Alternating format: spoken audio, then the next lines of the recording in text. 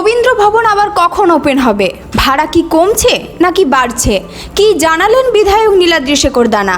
দীর্ঘদিন ধরে ব্যবহারের অযোগ্য অবস্থায় পড়ে রয়েছে বাঁকুড়ার রবীন্দ্র ভবন। এক সময় এই কমিউনিটি হল ছিল বাঁকুড়ার সাংস্কৃতিক আবেগ ও বিভিন্ন সামাজিক অনুষ্ঠানের অন্যতম কেন্দ্রবিন্দু।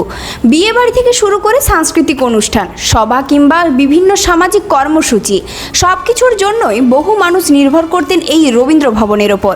কিন্তু কয়েক বছর আগে হঠাৎ করেই ভবনের একটি অংশ ভেঙে পড়ে। তারপর থেকেই কার্যত বন্ধ হয়ে যায় হলটির ব্যবহার।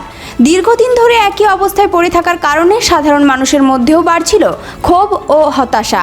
অবশেষে আজ সেই রবীন্দ্র ভবন পরিদর্শনে এলেন বাঁকুড়ার বর্তমান বিধায়ক নীলাদ্রি শেখর দানা। তার সঙ্গে উপস্থিত ছিলেন এসডিও উদয় নারায়ণ অধিকারী সহ অন্যান্য প্রশাসনিক আধিকারিকরা।